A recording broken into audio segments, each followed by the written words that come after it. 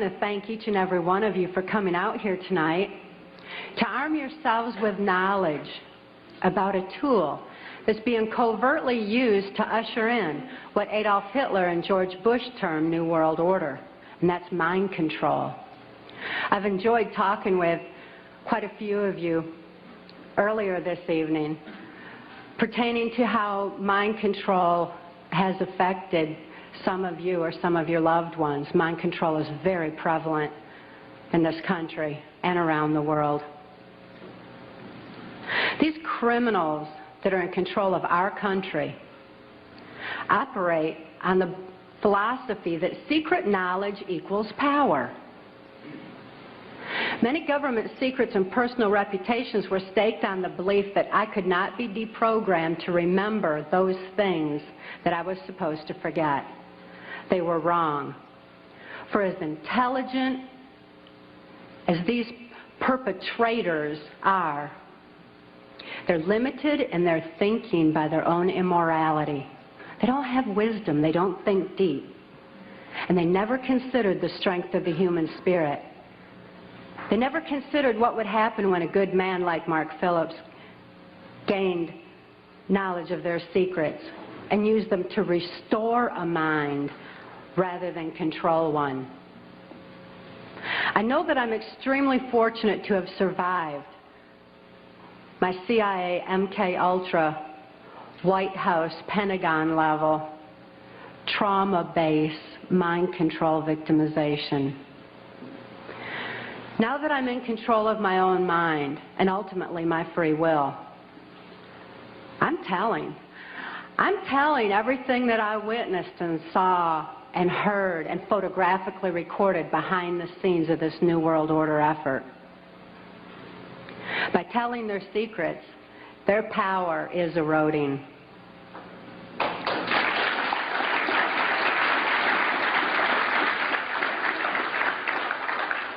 I also speak out to give voice to the many, many mind control victims and survivors out there who can't think to speak out and tell what they know and what they've endured. I speak out for the sake of my daughter, Kelly, who's now 16 years old and is a political prisoner in the custody of the state of Tennessee, where she's being denied any rehabilitation due to the political affluence of her abusers. She's counting on Mark and I to get this word out on her behalf.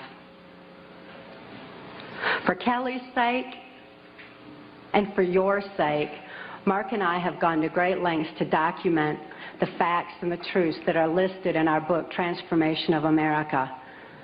Transformation of America is self-published, uncensored, so that you can have the facts that you have a right to know and a need to know. These truths have been covered up and kept from all of us for a long time under a blanket of so-called national security. This is the same blanket of national security that has prevented us from obtaining justice despite the extensive evidences and documentation we have. We have over 27,000 documents and evidences. Government insider testimony, medical records, more than enough evidence for any legal procedure in this country, including congressional. But this blanket of national security has stopped us from obtaining justice. It's time for truth to prevail. It's time that these truths were brought to light for the sake of humanity as we know it. I'd like to begin by defining mind control by my experience. I realized that my experience was extreme, that the extensive, total robotic, absolute mind control I endured is more limited than the kind of mind control that's proliferating in society. Mind control has kind of a sliding scale where you've got the total robotic mind control on one side, and you've got mind control that's proliferating, such as in occultism in this country, Or Global Education 2000, where children are losing their freedom of thought and their ability to critically analyze. There's so many different aspects of society that are affected by mind control in varying degrees. It's imperative that this information get out. And as I explained, my victimization, it certainly can be applied to all different facets of mind control and mind manipulation. And as Mark and I have heard so many, many times from people who have read the book and heard us speak out, that this is a thread that's tying things together. All of a sudden, this whole new world order is making sense. The erosion of constitutional values, the erosion of morality in this country, all of a sudden, it begins to make sense when we learn about mind control. I was born in 1957 in Muskegon, Michigan, to a multi-generational incest-based family. This means my father was sexually abused as a child, my mother was sexually abused as a child, and they were sexually abusing me. My father sexually abused me as far back as I can remember, and I've often heard him state that he began substituting his penis for my mother's nipple while I was still an infant. I tell you this so that you can understand that my sexuality was confused in infancy. It was put into an area of my brain that's much like survival, like eating and drinking would be. I tell you these facts so that you can be better armed and understand what's happening in society. And name names. Mark and I name names in our book, Transformation of America, not so that I can say, well, I was in the White House with so-and-so. I mean, I missed the whole glamour part, but this is so you know who the problem is and where these problems lie. The sexual abuse that I was enduring was so horrific that I developed dissociative identity disorder. This used to be termed multiple personality disorder, and I'm so glad they've changed it to dissociative identity disorder because it really more aptly describes the compartmentalization that occurs when a person endures trauma that is literally too horrible to comprehend. Even though I couldn't understand that what my father was doing was morally wrong, the pain and the suffocation of his abuse was so extensive that I developed dissociative identity disorder. It certainly was incomprehensible. There was no place for it in my mind to deal with such horror. Therefore, I developed a compartment in my brain, a little area behind amnesic barriers that was actually the neuron pathway shutting down in my brain in order to compartmentalize the memory of the abuse so that the rest of my mind could function normally as though nothing had happened. So if I'd see my father at the dinner table, I didn't remember sexual abuse. But as soon as he unzipped his pants, the part of me, that part in my brain that knew how to deal with that horrific abuse, the neuron pathways actually physically opened up so that that part of my mind could deal with my father again and again and again as needed. I certainly had a lot of experiences within that compartment that dealt with my father's abuse. But I didn't have a full range of perceptions. I had a very limited perception, a very limited view. Therefore, I'm so glad it's not termed personality anymore. I developed another compartment in my brain to deal with my mother's abuse. Her abuse was primarily psychological. She suffered from dissociative identity disorder herself, and I don't hold her accountable for her actions the way that I do my father, who is fully aware of what he was doing. My mother, in spite of her inability to control herself, destroyed any remnants of self-esteem that I might have developed. And her abuse was so horrific that I developed another compartment in my brain just to deal with my mother.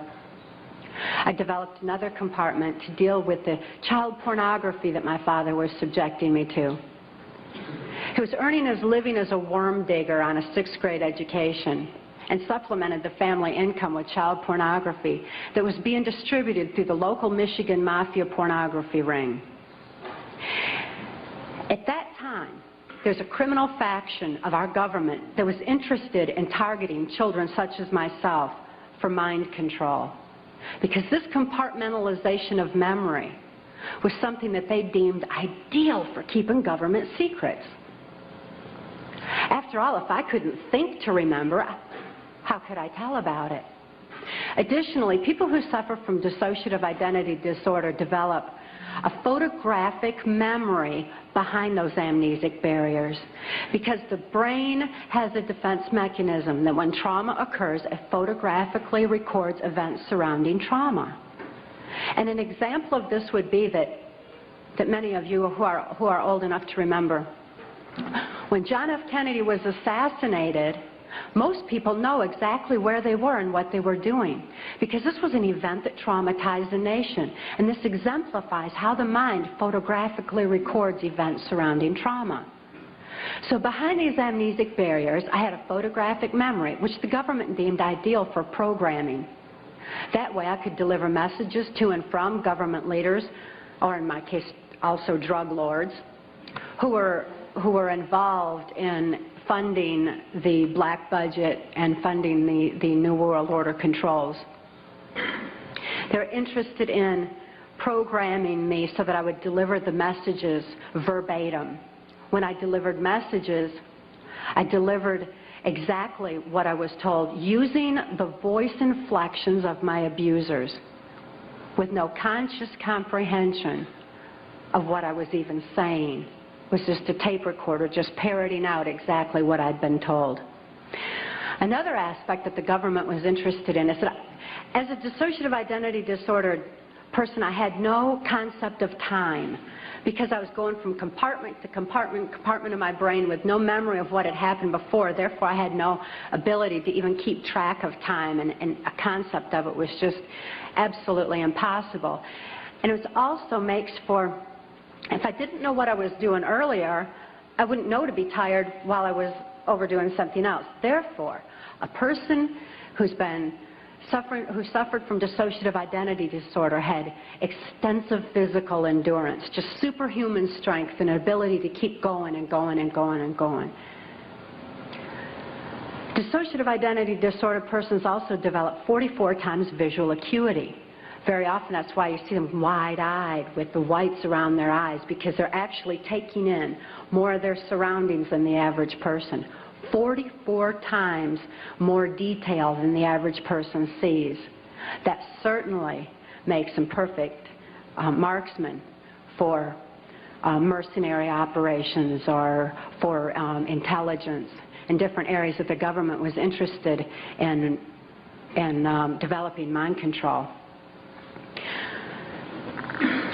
I was a chosen one, or a prime candidate, for mind control because of the sexual abuse that I had endured. My sexuality had been enhanced. Therefore, I was used as a sex slave and also delivered messages to and from these government leaders. At that time, because the government, this criminal faction of our government, was so interested in dissociative identity disordered persons, they knew that any child that was subjected to child pornography had to have endured trauma so horrible that they had to be suffering from that disorder. Therefore, this criminal faction of our government sanctioned this child pornography ring so that they could identify and target children such as myself for the project. At that time, the politician, local Michigan politician, mafia politician, the politician who was protecting this Michigan mafia pornography ring was a guy named Gerald Ford. This is the same Gerald Ford that went on to become the first unelected president of the United States. Gerald Ford, I never perceived his political affluence. I only perceived him as another abuser like my father, because Gerald Ford also sexually abused me as a child and sexually abused me right on through my mind control victimization until Mark rescued my daughter Kelly and I in 1988. Gerald Ford is not a pedophile per se. He's what I refer to as trisexual. He'll try anything. Any age, anybody, anytime, anywhere, just as long as he had control. Because he had a perversion of power. in addition to his interest in mind control. Therefore, it was Gerald Ford who came out to our house and explained to my father how to raise me in the project according to government specifications. My father had been caught sending this child pornography through the U.S. mails, and therefore he was approached and told that if he sold me into that project, that he would gain immunity from prosecution. My father remains free from prosecution to date for so-called reasons of national security. My father thought it was just absolutely wonderful and immediately sold me into the project. He felt like the government condoned child abuse. So did I. I certainly felt like the government did. And my father went on to have 5 more children to raise in the project, so there were 7 of us in all. The rest are still awaiting freedom. Once my father agreed to sell me into the project, I was taken routinely to Mackinac Island, Michigan, which is a political retreat where the Michigan governor's mansion is located. It was a bohemian grove of sorts where politicians met and discussed New World Order controls, where they discussed mind control of the masses, mind control in the school systems, how to use occultism as a trauma base. One of my sexual abusers at that time was the Prime Minister of Canada, Pierre Trudeau. Pierre Trudeau is a professed Jesuit. Now, the Jesuits are an intelligence arm of the Catholic Vatican. There's a criminal faction within these Jesuits. I'm certainly not saying all Catholics are bad, nor am I saying all CIA is bad or all politicians. There's good and bad in everything. But nevertheless, Pierre Trudeau represented this criminal faction of the Catholic Church, of the Jesuits, who believed in mind control of the masses because they wanted to be the one world church in the New World Order. The money that was being brought in through the church was funding New World Order controls. And he firmly believed in mind control. Another sexual abuser of mine was then Michigan Senator and later U.S. Congressman Guy Vanderjagt. This is the same Guy Vanderjagt that went on to head the Republican National Committee that put George Bush into the office of president. It was at Mackinac Island, Michigan, when I was 13 years old, that I was dedicated to the senator who had become my owner in this mind control project. That's U.S. Senator Robert C. Byrd. Senator Byrd is a Democrat from West Virginia. And again, as you'll notice as I reveal any names, that this doesn't have anything to do with party lines. Democrats and Republicans both are involved because it's not about party lines, it's about who's for the New World Order and who's not. Nevertheless, Senator Byrd had been in office as I've been alive. He's still in office today. He's been head of our Senate Appropriations Committee, which means he held the purse strings of our country. He decided where money would be spent. And I know from having witnessed and experienced and saw so much behind the scenes that Senator Byrd was appropriating money in directions that would allow for New World Order controls. Not only that, but my father, for having sold me into this project, was granted a lucrative military contract for making camshafts for military automobiles and all. My father became extremely wealthy on his 6th grade education. Senator Byrd, as my owner, would decide where I should go, when, what operations I would be forced to carry out during the Reagan-Bush administration, what places I should be taken specifically for mind control programming. Senator Byrd directed all of my activities. Also around that time, I'd made my first communion in Muskegon's St. Francis de Sales Church. Having made my first communion, I also endured an extra ritual after that was referred to as the rite to remain silent. That's R-I-T-E, as in ritual. This involved Congressman Vanderjagt and the head of our church at that time, a Father Don. And they subjected me to an occult blood ritual. This was so horrific. It was this reversal of the Catholic Mass. It confused my mind because when a person's operating on a subconscious level because they're so traumatized that consciously there's no place for what they're enduring, the subconscious mind has no ability to discern and to question and to reason the same way that the conscious mind does. And this reversal of the Catholic Mass into occultism just made it all seem to run together in my mind. It was absolutely horrific. This blood ritual was so horrible that my mind readily accepted the mind manipulation that I endured afterwards, a hypnotic language, the neuro-linguistic programming, mind-controlled programming, that actually changed the way that my brain was functioning. So that, you know that part of my brain that I said would open up to deal with my father's abuse again and again? They changed that so that they decided when, where, and how that particular compartment of my brain would be opened and accessed. And they replaced the triggering mechanism with hypnotic codes, keys, and triggers, hand signals.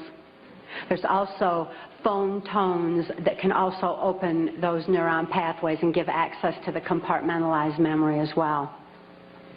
They replaced that at that time. And this was with this right to remain silent. I also had a silence in my head after that, because up until that time, I heard, it was just my own voice, but I heard my voice arguing back and forth with all these different perceptions and from the different compartments in order that I could formulate some kind of a decision about things. I remember before the right to remain silent that I had some free thoughts of my own, and I had hoped for a place in the world where people didn't abuse each other. I'd hoped to have 10 children that I knew would be at least 10 children in this world that weren't abused. I'd hoped for those things, but with the right to remain silent, I lost my capacity, my ability for free will thinking. I lost my ability to even hope anymore. I lost all free will entirely. This right to remain silent silenced this argument that always went on in my head, and instead all I ever heard from that point on was the voices of my abusers directing me, telling me exactly what it was I was supposed to do.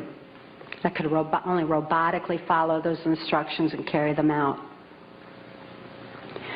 By the time I was ready for high school, Senator Byrd ordered that I be sent to Muskegon Catholic Central High School. At that time, there was an enormous emergence of information. The Catholics had long since learned the effects of trauma on the human mind. They'd learned it and kept records of it for so many years, with such things as the Spanish Inquisition and other aspects where people who didn't follow the belief systems were wiped out. The Crusaders had also recorded a great deal of information pertaining to trauma on the human mind. This information was being merged with the Hitler-Himmler research that the CIA had taken and had been advancing on. The combination of the merging of the information was very powerful. And Muskegon Catholic Central was a place where this information was being brought together. It was at Catholic Central that the very basis, the very groundwork for Global Education 2000 was being implemented. This is Goals 2000, outcome-based education. There's many different names for the program that's being implemented in our school systems. It's being forced on our children by the federal government. Global Education 2000 was designed to increase our children's learning capacity while decreasing their ability to critically analyze. That way they would just readily accept whatever they were told without any question and just take all the information in. At Catholic Central, I got straight A's. I did really good in school because I was photographically recording everything in class. I endured occult ritual in the school chapel, as did numerous other students in the school. I certainly wasn't the only one. As a matter of fact, by that time I really thought the whole world was involved in this kind of abuse. By then my whole environment was saturated with it. This occultism, this trauma created the photographic recording of all that I learned in school. Of course, I had no ability to critically analyze it or to creatively use it in any way, but the information was sure in there. It was while I was at Catholic Central that Gerald Ford went into the office of president. I had been conditioned by that time to believe that I had no place to run and no place to hide. This is a phrase that's used to lock in mind control victims of varying levels. There's no place to run, no place to hide. We're watching you. I certainly felt like I had no place to run and no place to hide. Who would I turn to? I couldn't turn to my parents. I couldn't turn to my church. Couldn't turn to my school. Couldn't turn to the local politicians. And now I couldn't even turn to the President of the United States. I truly felt locked in, which is exactly what they wanted for total control of my mind. Of course, since then, I've learned otherwise, and Mark wisely taught me while I was in the deprogramming process that I did have a place to run, so right at them. And I had no need to hide. Obviously, they do, by the way. They're covering up all their acts with the national security blanket. After I graduated from high school, Senator Byrd ordered that I be transferred to Nashville, Tennessee. Nashville, Tennessee was heavily involved in mind control at that time through the country music industry, and above all, the proliferation of CIA cocaine operations within the country music industry were already in full swing. The political corruption in Tennessee was just all the way to the top. The country music industry provided a cover for mind-controlled slaves like myself to be taken around the country to the various places as designated, and also to distribute and deliver the large quantities of CIA cocaine that was coming into the country. It was my experience that the CIA's so-called war on drugs is no more than the CIA eliminating their competition as they take over the drug industry worldwide.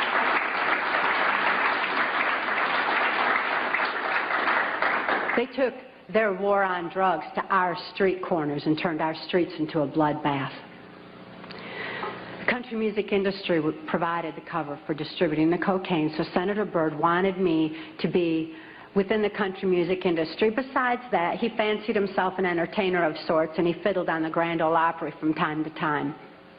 When I was first sent to Nashville, he was playing on the Opry that night, and he had a musician behind him, a guy named Wayne Cox. Wayne Cox later told me that playing music behind Senator Byrd wasn't the only way that he backed him, but that he backed him politically as well. After the Opry that night, I endured an occult ritual again. Occultism is oftentimes used as a trauma base for mind control. Who can comprehend that kind of a trauma? Blood ritual is absolutely horrible, and it's a perfect trauma base for mind control, for the compartmentalization of memory. I witnessed Wayne Cox murder a railroad bum down at Nashville's Union Station. It was abandoned at that time, and there were bums around, and he shot him right between the eyes and cut off both of his hands, which was Cox's MO for murder. After this blood ritual, this horrible trauma, I was programmed that Wayne Cox would be my first handler in MK Ultra mind control. As my handler, Wayne Cox would follow Senator Byrd's directions and instructions, and above all, he would be subjecting me to more trauma sufficient to satisfy the numerous compartments Senator Byrd wanted developed in my brain for mind control programming so that I could carry out various operations during the Reagan-Bush administration. I endured numerous occult rituals after that. Wayne Cox at that time was working directly under the direction of Louisiana Senator J. Bennett Johnston, and he took me to his hometown in Chatham, Louisiana. J. Bennett Johnston at that time was heavily involved in mind control operations because he was running a band of mercenaries out of Louisiana. At that time, this band of mercenaries were going in and out of South America. There was a lot of arms deals going on. There was, and most importantly, when the airplanes would fly these guys down to South America, they would come back full of cocaine, which was being distributed on our streets. Wayne Cox was triggering these mercenaries into operation by showing them a severed hand from another one of his victims, which re-traumatized them into the occult ritual that they had already endured and accessed a specific compartment of their brain. And he told them that J. Bennett Johnston wanted them to give him a hand and carry out a certain operation. He would then give the instructions and the guys would follow him through. So J. Bennett Johnston was heavily involved. At that time, it was 1978, and it was determined that I had endured sufficient trauma to carry out my first trial run operation. An enormous quantity of cocaine had been flown in on one of these operations, and I was to deliver it into the neighboring state of Arkansas. By that time, Bill Clinton's drug operation was in full swing. He was governor of Arkansas, and I delivered this cocaine to a remote airport in Ouachita Forest, which I've since identified as Mena Airport. I also delivered a little packet of information and a small quantity of cocaine, a personal stash from J. Bennett Johnston, to Bill Clinton. I delivered it to Bill Clinton, and he cut out 2 lines of the coke, and he did inhale.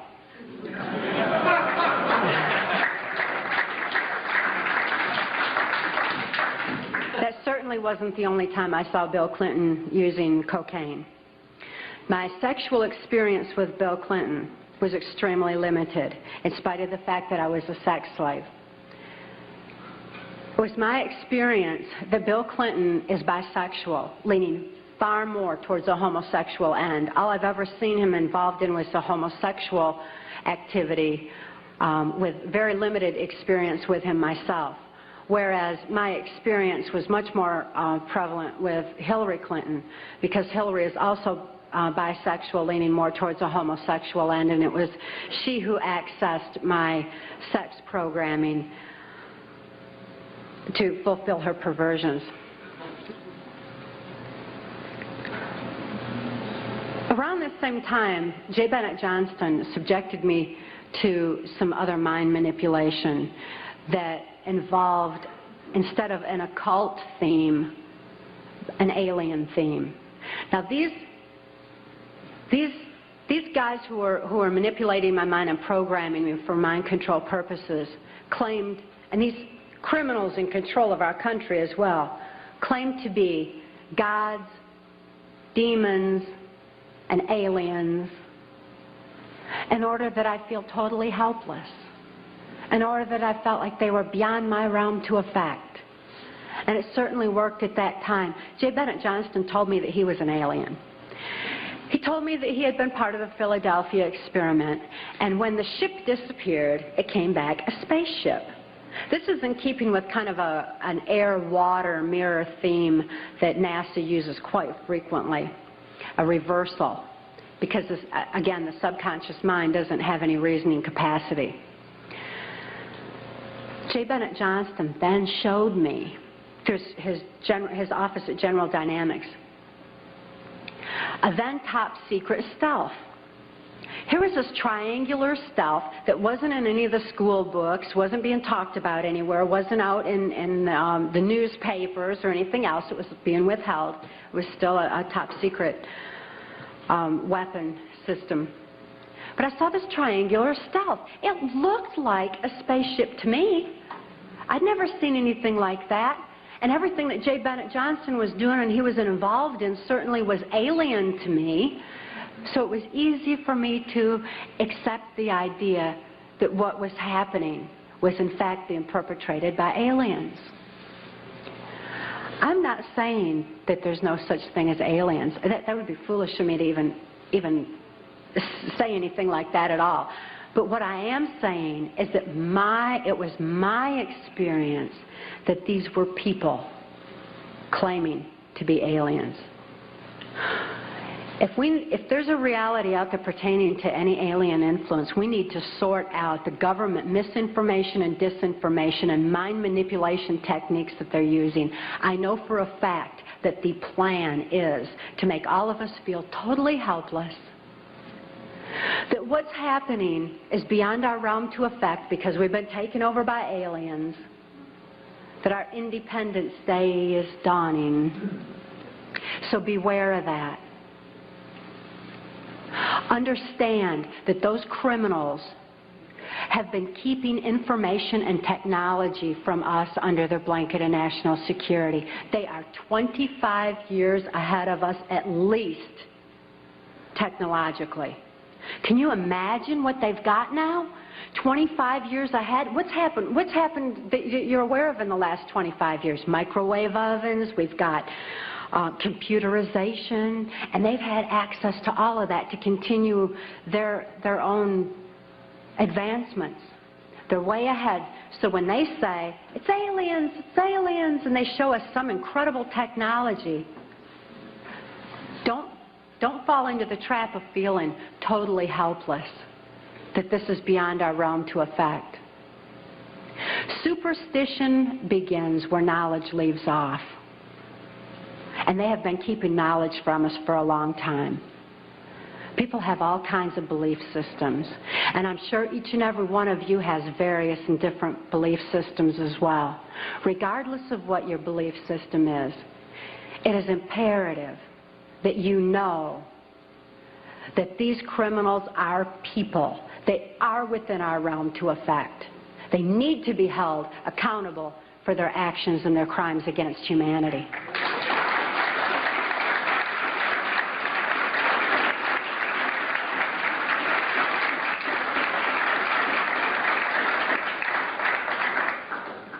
It was 1980 and my daughter Kelly was born.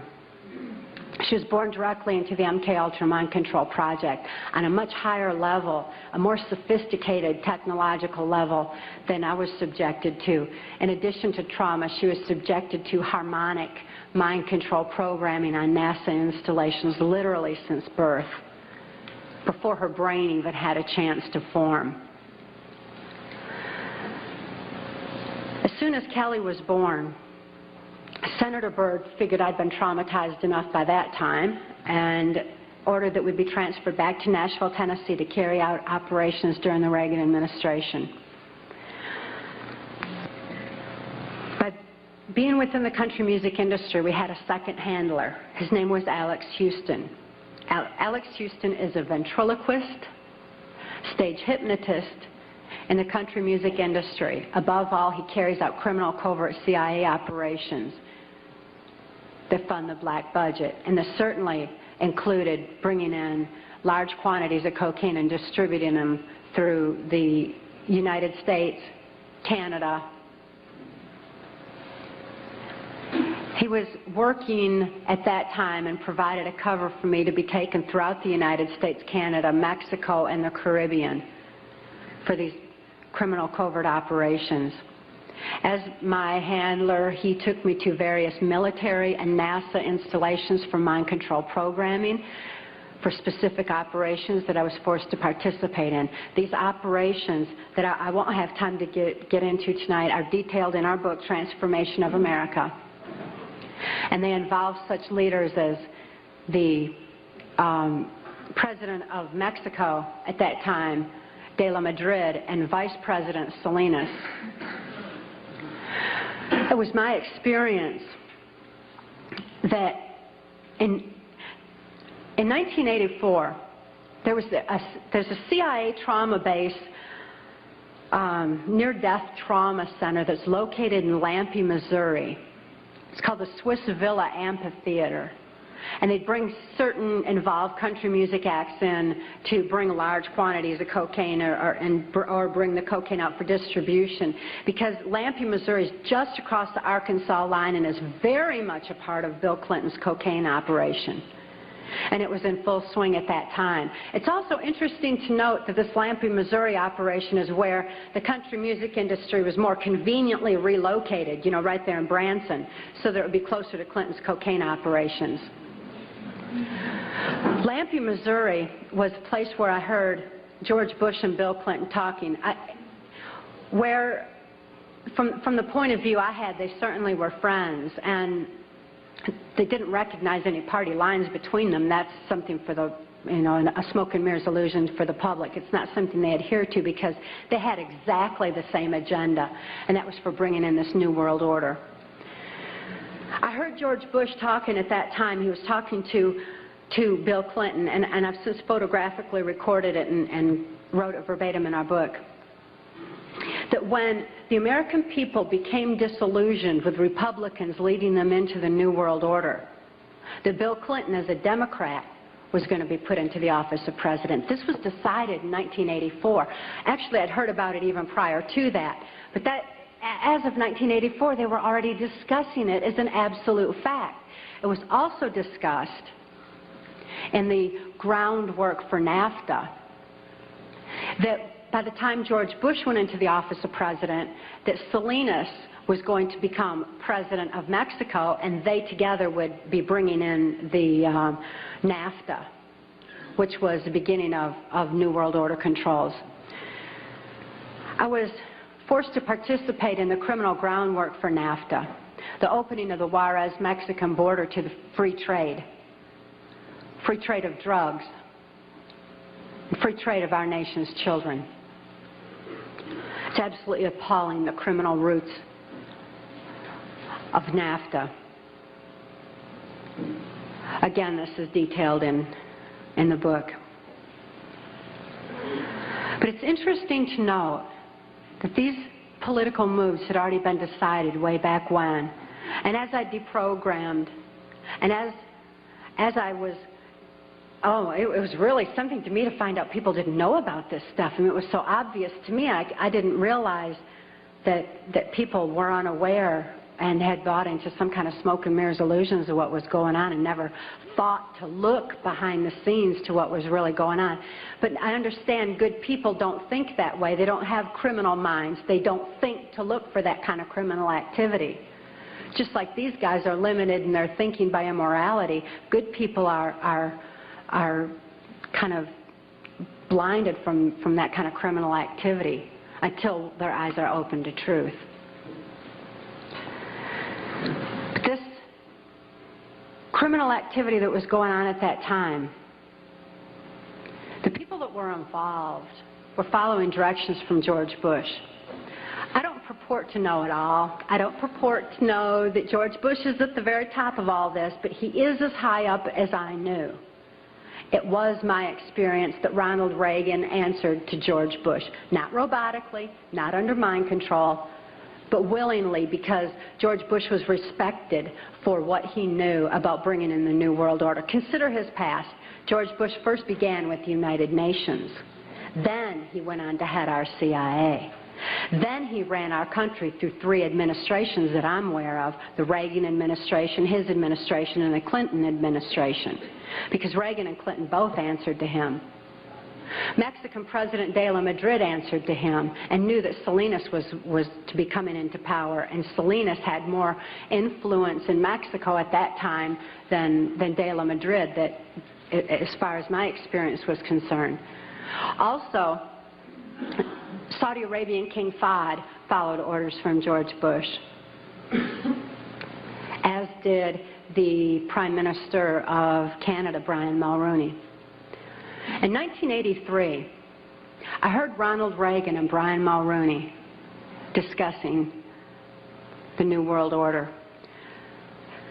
Senator Byrd had acted in the capacity of a pimp and prostituted me to Reagan, and I was present at this White House cocktail party.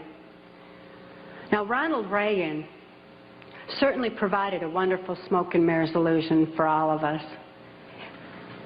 For those of you who don't want to believe that he's involved in this, he told you he's an actor. And he did a real good job of it for a long time. That was his role. That's what he was supposed to do. Nevertheless, I heard Ronald Reagan telling Brian Mulrooney that he believed the only way to world peace was through mind control of the masses. I know from experience there's no peace of mind under mind control. And I wonder at a world peace where people don't have peace of mind.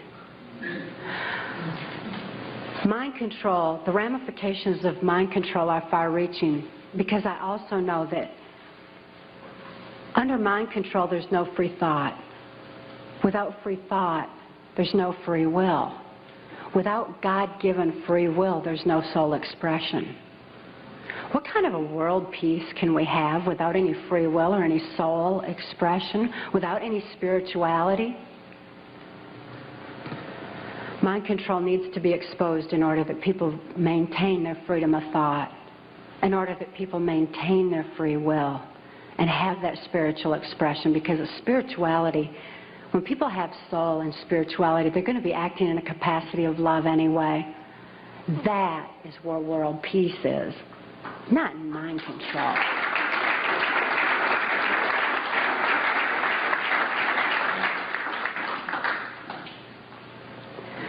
By 1988, I'd been forced to participate in numerous operations against my will, all of which I certainly would never have done.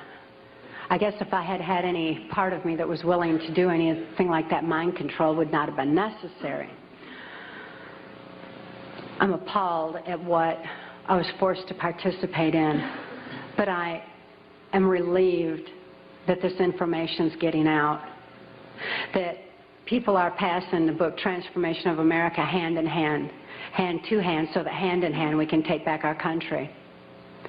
This information is information that you have a right to know and a need to know, and their controlled medias are not going to suppress truth. Truth prevails.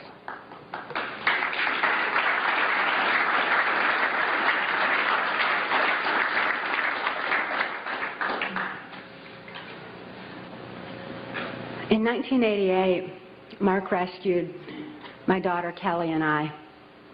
We couldn't think to escape. I couldn't think to save my daughter any more than I could think to save myself. And all those childhood hopes and dreams were certainly hadn't come to fruition. When Mark rescued Kelly and I, we didn't have any ability to even hope for good people. We didn't know they even existed. We didn't have a capacity to trust anyone. It wasn't within our realm of experience. I couldn't think to reason that Mark was a good guy. But I'd seen him with his animals. And even though I didn't have any ability to consciously reason, and Kelly didn't have any ability to consciously reason things out or to think things out, we had this extra sense developed. We sensed things very strongly. After all, when you consider that we use, 10% of our brain, we'd been like blasted into other parts of our brain, and these parts of our brain were real perceptive on what's considered, I suppose, psychic levels by some definition. When we had a sense for things, kind of like the animals did. And we noticed that the animals loved Mark. He had these raccoons that he'd rescued. He had 3 raccoons, and they all loved him, and they hugged him, and they wrapped their arms around his neck, and they patted on his face and kissed him. And, you know, that was really a neat thing for us to see, because we had only seen our animals abused. We lived on a farm. We had lived on a farm, and we had dogs and cats and horses and cows and guineas and chickens and all kinds of animals, all of which Alex Houston tortured or killed to keep us in line to, you know, if we didn't do this, this would happen to our pet. And we loved our animals. Please bear this in mind, that people who abuse children oftentimes abuse animals. If you see someone abusing an animal, keep your eyes open, look further, make sure those kids are safe. I've never seen an exception to this rule. Not that there's not one out there somewhere, but I've never seen an exception to it. So it was very telling to us that these animals loved Mark. Additionally, when he came in and rescued us, I mean, here we were under the gun of the CIA. Everything was very precarious, to say the least. I was 30 years old. I was supposed to be killed, as most mind-controlled slaves are at the age of 30. Besides, I was considered too old for sex by that time, so I was supposed to be wiped out. But Mark came in and rescued me from certain death and rescued my daughter from a fate much worse than death, and took the time to rescue our animals. He packed up all those cows and horses and guineas and chickens and loaded them up on these different trailers and everything and brought them to safety as well. This had a profound impact on Kelly and I. We certainly developed an ability to trust right there and then. Mark took us to the safety and serenity of Alaska. Since we were safe for the first time in our lives, experiencing love for the first time in our lives, memories of our past began flashing on our mind's screen. As these memories flashed, and I started to remember what had happened to me and to my daughter, particularly during the Reagan-Bush administration, I became enraged. I was enraged at what my daughter had been through, the tortures I'd endured, and what the plan was for humanity as a whole. I'd have been blinded by that rage, immobilized by that rage, if it weren't for Mark's wisdom in telling me that the best revenge is total recovery.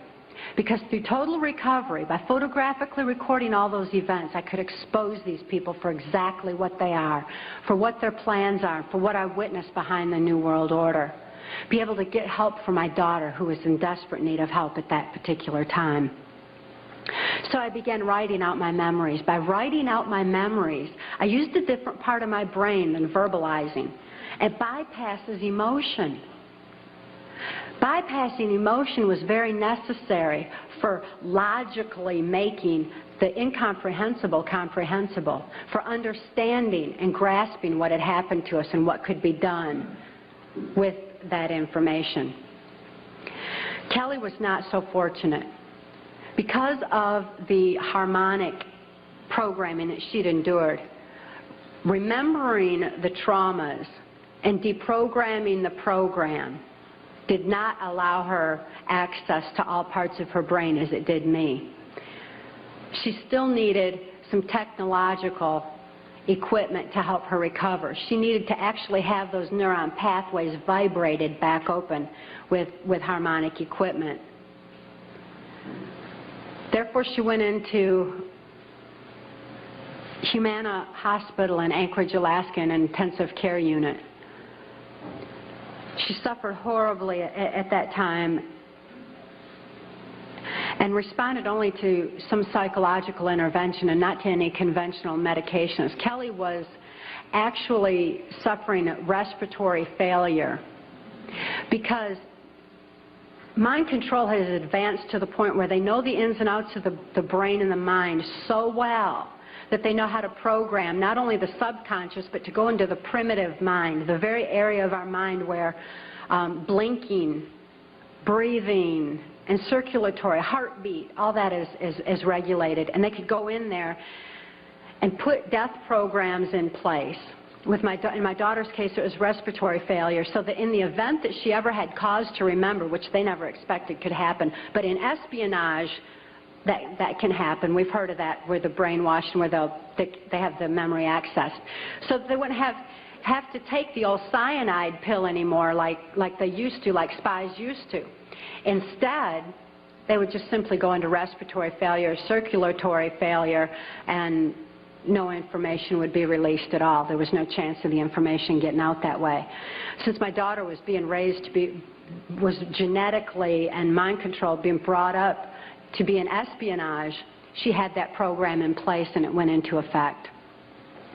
Because of the medical attention that she needed, she was she became quickly thrust into the illegal and immoral custody of the state of Tennessee, where she remains today. The violations of laws and rights that proliferated in her so-called legal case were extensive. We had one clean district attorney that went in and told the judge that he was violating constitutional rights and human rights in my daughter's case, and cited law after law after law, and the judge interrupted him and said, but laws do not apply in this case for reasons of national security. This certainly raises a question. What does national security have to do with a documented, validated, and proven rape and molestation of a child's mind and body?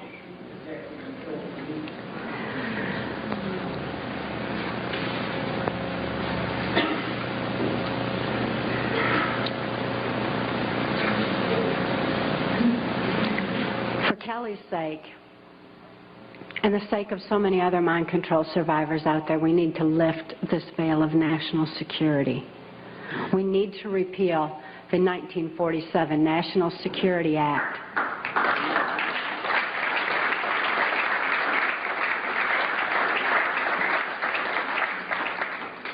This is a national security that's threatening the security of our nation when it covers up such crimes against humanity as mind control, when it covers up the CIA's so-called war on drugs, when it covers up the selling out of our country to New World Order controls. That's a national security that has nothing to do with the security of our nation. This national security has kept information pertaining to mind control for all of you for far too long. We've got to get this information out. We've got to arm others with knowledge on mind control, because knowledge is our only defense against mind control.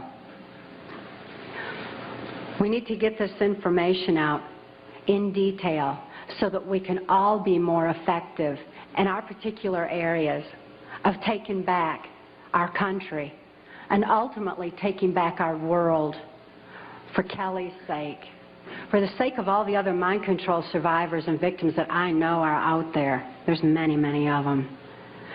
And for the sake of humanity as we know it. It is truth that sets us free. Please help us spread the word. Thank you.